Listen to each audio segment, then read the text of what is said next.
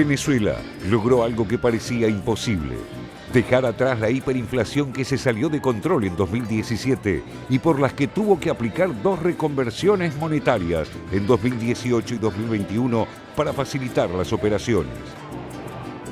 A principios de este año, el Banco Central de Venezuela anunció que el país abandonaba el estado de hiperinflación para pasar a otra etapa. Aun cuando sigue teniendo uno de los índices más altos del mundo, está en un 11,4% en lo que va de 2022. En 2021, según informó la autoridad monetaria venezolana, el costo de vida alcanzó el 686,4%. En el peor de los años, 2018, la inflación había llegado a los 130.060 puntos de alza. El freno de la hiperinflación se explica por varios motivos, entre ellos algunas medidas adoptadas por el gobierno que son de neto corte libremercadista, inusuales y no esperadas para el gobierno de orientación socialista que encabeza Nicolás Maduro. Esto nos hace ser optimistas en haber superado los lastres de la hiperinflación y en poder, con mucha disciplina, trabajo, esfuerzo, con mucha inteligencia, audacia y sabiduría, el año 2022 emprender un camino para ir aplanando y derrotando la inflación alta. La crisis se había desatado en 2013 con la caída de los precios del petróleo, lo que contrajo la economía de Venezuela. A esto se sumaron las sanciones impuestas por Estados Unidos, Canadá y la Unión Europea. Frente a este contexto adverso, el gobierno aplicó una fuerte reducción del gasto público, restricciones al crédito bancario y medidas para congelar el tipo de cambio. En 2017, el déficit fiscal superaba el 20% del PBI. 3 años después, un estudio realizado por la Universidad Católica Andrés Bello lo ubicó en menos del 8% del producto. Acompañando este proceso, el gobierno bajó el subsidio a los combustibles, relajó el control de precios y abrió el mercado cambiario, que había estado controlado por más de 16 años. El acceso al dólar por parte de un sector de la población permitió que se abran las importaciones y generó una reactivación de la industria y las inversiones privadas. La guerra en Ucrania y la mayor demanda de petróleo están contribuyendo además a la mejoría económica de Venezuela. La delegación enviada por el presidente de Estados Unidos, Joe Biden, a Caracas en marzo para sondear un aporte venezolano a la oferta energética global, descomprimió en parte la tensión política y dejó en segundo plano a la oposición, especialmente al autoproclamado presidente encargado Juan Guaidó. Yo ratifico, como le dije a la delegación, toda nuestra voluntad para desde la diplomacia, desde el respeto y desde la máxima esperanza de un mundo mejor, nosotros poder avanzar en una agenda que permita el bienestar y la paz de los pueblos de nuestro hemisferio, de nuestra región. Pero en estas últimas semanas, a pesar de la mejoría, el uso generalizado de la divisa estadounidense encendió una luz de alarma en el gobierno de Maduro, que teme la dolarización total de la economía. Para evitarlo, decidió aplicar un impuesto del 3% a las compras en dólares. Hemos traído para su consideración y aprobación el proyecto de ley de reforma parcial del impuesto a las grandes transacciones financieras, que busca privilegiar el uso de nuestra moneda nacional. No son pocos los economistas y referentes de la industria que cuestionan esta medida, anticipando que puede generar una nueva crisis que frene el proceso de recuperación. Lo que busca el gobierno es pechar a las transacciones realizadas en dólares, no en la parte de bolívares. Entonces, cuando yo tengo esa selección donde pecho una vía de pago y la otra no, yo estoy tratando de llevar que los pagos no sean en esa moneda, sino que sean en la moneda local. Cosa que está pasando. Hoy por hoy el venezolano está pagando más en bolívares. No sé si es tanto por el impuesto, sino también por el que hay una realidad que está ocurriendo en Venezuela, es que la liquidez monetaria en la parte de bolívares está aumentando de manera importante. La instrumentación del nuevo impuesto es caótica para los comercios y en abril las ventas en dólares cayeron al nivel más bajo desde 2019. Más allá de estas idas y vueltas, hay coincidencias desde el FMI hasta la CEPAL, pasando por calificadoras privadas como Credit Suisse, que la economía de Venezuela crecerá marcadamente este año. Todo indica que dependerá de las próximas medidas que tome el gobierno, que la mejora se convierta en una oportunidad real de salida de la crisis y que esa mejoría también se extienda a la política. A ver, dólares, bolívares, petróleo, fueron las palabras que más se mencionaron en este informe especial para empezar a entender un poco qué está pasando en Venezuela. Augusto, si te parece, a través de los números nos van a graficar cuál es la situación o qué pasaba en el 2021. Allí está, crecimiento del 4%, la fuente es el gobierno venezolano, crecimiento estimado para 2022. Y me parece que acá está la clave, ¿no? El 8% prevé el gobierno venezolano, el 5% la CEPAL, el 20% el Banco Credit Suisse y el 1.5% del Fondo Monetario Internacional. Mirá qué diferencia de números y de proyecciones, ¿no? Estamos recién en mayo de este nuevo año. Sí, a ver. Absolutamente. A ver, el pico de la crisis venezolana se dio en el 2018, cuando tuvo el mayor número de hiperinflación. Un número que, evidentemente, además atentó contra el crecimiento. ¿Recuerdan la cantidad de noticias que veíamos por estos lados de, bueno, Venezuela era uno de los países que más caía económicamente, que más hiperinflación tenía, y además se hablaba de desabastecimiento, ¿no? Eran las famosas imágenes de los supermercados vacíos. Bueno, lo que logró esta política económica, que es de clara corte ortodoxo, digamos, no hay mucha vuelta que darle, es poner en el dólar un ancla de referencia que lo que permitió es bajar los precios de manera acelerada, digamos, al punto de lograr estos números. Sigue siendo una inflación alta a nivel anual. Ya no hay más hiperinflación, pero sí inflación alta, que es otra cosa. Exactamente.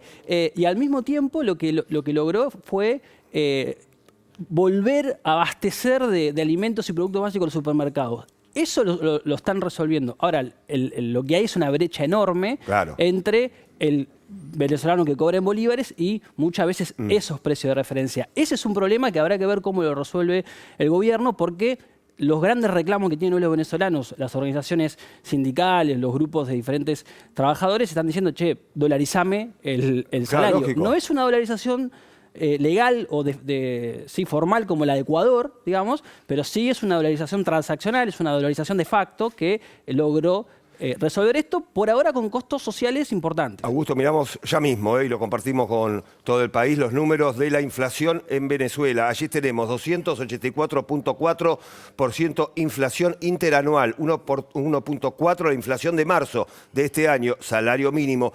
Acá lo que decía Augusto, y bien lo destacaba, $30. Totalmente. 1.4 inflación de marzo. Es más baja que la nuestra, digamos, ¿no? O que otros países de la región. Eso es un dato, me parece que es muy importante. Ahora, el salario mínimo, $30, eso es uno de los grandes desafíos que tiene el gobierno de Maduro. Claro. El 1 de mayo se hizo un acto organizado por las centrales sindicales, los movimientos sindicales que están apoyando a Maduro, y Maduro dijo algo así como, más temprano que tarde vamos a recuperar el poder adquisitivo del salario, ¿no? Me parece que ese es el gran debe frente a estas medidas, que son medidas que en cualquier otro país de la región lo estaría implementando sectores más liberales. Claro. A ver, Augusto, inflación interanual, ¿a qué se refiere esto? La inflación interanual tiene que ver con de marzo a marzo, digamos, ¿no? Teníamos números de 600, 700, sí, claro, inclusive 1000 y pico de % de hiperinflación, y eso está bajando, sí, insisto, sigue siendo alta, pero está bajando. Y la inflación mensual de marzo es de este marzo, exactamente. Bueno, hablamos de los números de la pobreza en Venezuela. A ver si te parece, Augusto, empezamos a analizar más números del presente de Venezuela. Producción petrolera 2021, 11% respecto a 2020. OPEP, allí en la fuente, 94.5% pobreza en 2021. Hacíamos mención recién este dato. Y 76.6% de la pobreza extrema en 2021. Bueno, es alto. Sí. En la cuestión pobreza, 94.5, altísima, ¿no? Sí, sí. Es que los venezolanos que cobran en bolívares Claro. Prácticamente no tienen acceso a lo más esencial. Por eso te digo, trabajadores de la salud, trabajadores de la educación, grupos de otras ramas del mundo del trabajo en Venezuela están diciendo esto que están haciendo para lograr mejores números macroeconómicos, bajar la inflación, lograr una dinámica de inversiones y de ingresos que se espera para el 2023, números previos, ahora lo vamos a repasar, sí, números previos a lo de las sanciones. Hay que recordar que en Venezuela sufre sanciones de parte de Estados Unidos, de la Unión Europea, y eso afecta a la economía. Entonces, en la medida que eso se va desarrollando, se va potenciando, el reclamo mayoritario tiene que ver, bueno, ese ancla de dolarización de facto también incorporémoslo a los salarios. Justamente en el 2018, cuando hubo elecciones presidenciales, el entonces candidato de la oposición, Henry Falcón, propuso eso, dolarizar la economía y dolarizar los salarios. Eso todavía no se ha demostrado, por eso hay un salario mínimo muy bajo y además tenemos... $30. $30 y tenemos niveles de pobreza altos también. A ver, una situación que genera, por supuesto, muchos análisis. La situación en Venezuela, la diferencia de 2017-2018, como bien apuntado Augusto, Leticia, y la situación ahora, 2022, ¿no?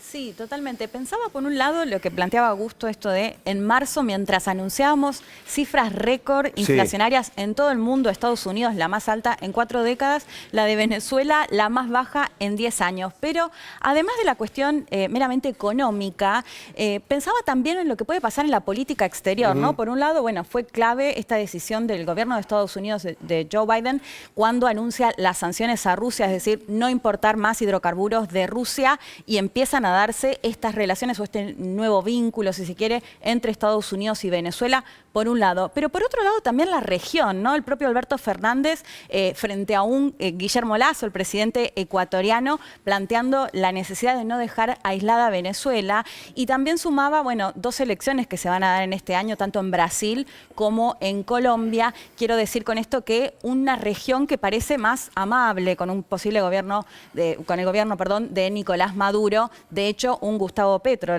quien lidera las elecciones en Colombia, que planteó en las últimas horas que una de las primeras medidas que va a tomar es restablecer las relaciones diplomáticas con Venezuela. Me parece que en ese sentido, bueno, se empieza a ver, si se quiere, una especie de fortalecimiento de un gobierno que venía muy en caída. Alejandra.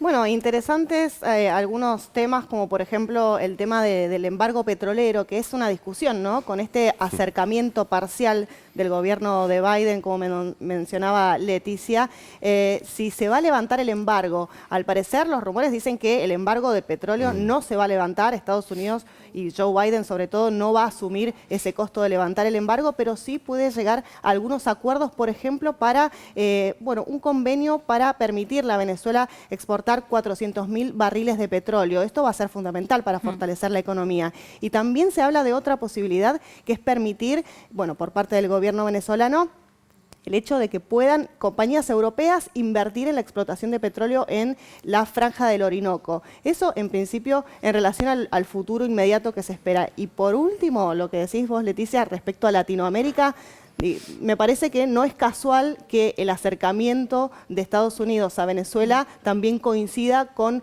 otros gobiernos que, por no pelearse con Estados Unidos o por seguir los lineamientos de Estados Unidos en política exterior, no hayan querido acercarse, y ahora que Estados Unidos se acerca, bueno, también tienen esa política, ¿no? Algunas cosas puntuales como para destacar de este proceso que está llevando adelante Venezuela y Nicolás Maduro. En septiembre del año pasado se avanzó en un diálogo, una conversación del gobierno de Venezuela con el Fondo Monetario Internacional. El propio Fondo Monetario lo confirmó en noviembre, después de las elecciones regionales. En relación a todo este proceso de acercamiento, de diálogo, de alivio, porque no se van a levantar las sanciones, sino de alivio que se pueda llevar adelante de parte del gobierno de Estados Unidos, el número que espera el gobierno de Venezuela es de 30.000 millones de ingresos en 2023, justamente motorizado por esta posibilidad de algo que también dio luz verde la Casa Blanca, que es la operación de Chevron, que nunca se fue, de Venezuela, en territorio venezolano en el marco de la guerra. Eso es un dato importante porque le permitiría a Maduro, en términos políticos, llegar con una oposición muy dividida, muy desorientada, con más dinero en términos de inversiones y con mucho más oxígeno en materia económica. Con más poder político, con más poder económico, lo que está diciendo Augusto, para cerrar este capítulo de Venezuela. Hacemos la